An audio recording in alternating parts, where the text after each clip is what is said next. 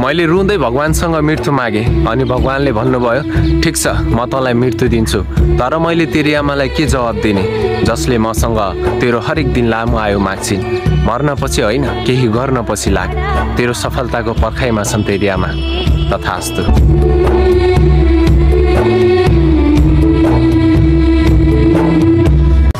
माया गरेपछि सुख दुःख दुवैमा साथ दिन सक्नुपर्छ।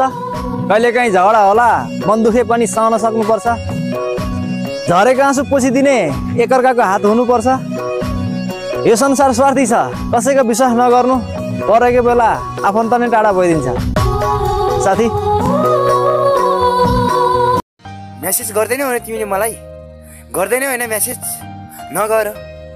एक दिन म यसै नै बदलिदिने छु कि जो कि तिमीले न त खोजेर नै भेटाउने छौ न त रोएर नै भेटाउने छौ। तैले धोका पाइसके यो किन बुझ्नुस् तैले? मैले धोका पाइसके र मेरो दिमागलाई पनि थाहा छ मैले धोका पाइसके। साला यही कुरा मेरो मनलाई बुझाइदैन।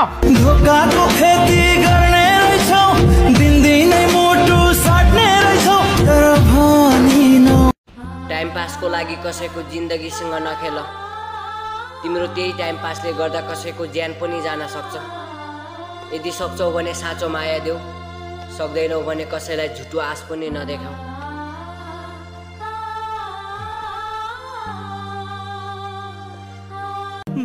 तिमीले के पाउनको लागि दुश्मनी लिँदैछौ मसँग?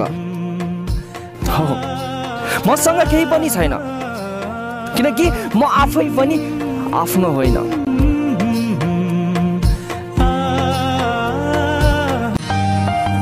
आगोले त पोलेर दाग मात्रै बनाउँछ र त्यसलाई मेटाउन पनि सकिन्छ। तिमी बिछोडिएको पीडाले पोलेको यो मन अझैसम्म पनि सेलाउन सकेको छैन नि माया।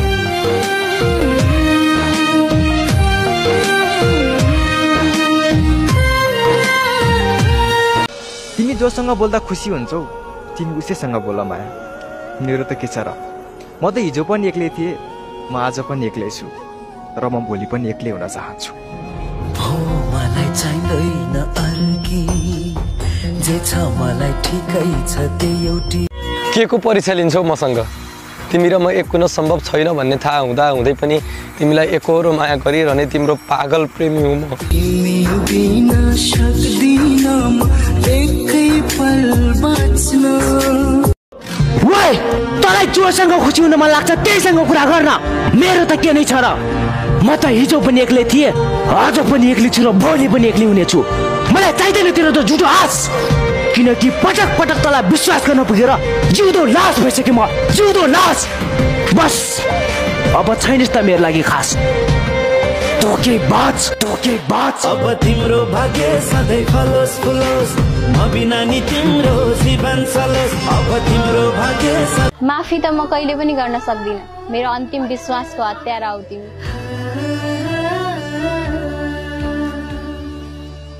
रातभरि झगडा गर्यो अब त जिन्दगीभरि बोल्दिन भने पनि बिहान गुड मर्निङ कान्छ भन्ने तिमी सौरा पो रिसाउन झगडा गर्न मन लाग्छ त माया। केटी भनेको मनको राम्रो हुनुपर्छ। अनुहारका राम्रा त बजारमा हजारमा देखेको छु।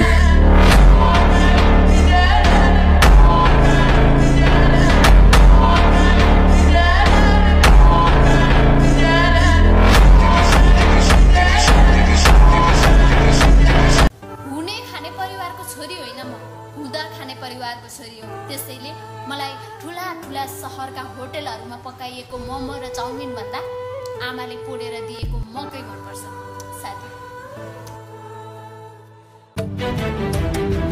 यदि मायामा रूप र पैसा हेरिन्छ भने म आफै टाढा भइदिन्छु तिम्रो जिन्दगीबाट किनकि मसँग न त रूप छ न त पैसा नै। सानो बोल्न मन लाग्दैन भने ब्लग हान्देऊ तर प्लिज इग्नोर नगरिदेऊ नराम्रो लाग्छ।